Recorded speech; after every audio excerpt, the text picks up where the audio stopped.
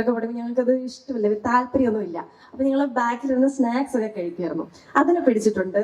അതേപോലെ ഹോംവർക്ക് ചെയ്യാത്തതിന് ഓഡിറ്റോറിയത്തിൽ ഇരുത്തി തന്നെ ഹോംവർക്ക് ചെയ്യിപ്പിച്ചിട്ടുണ്ട്.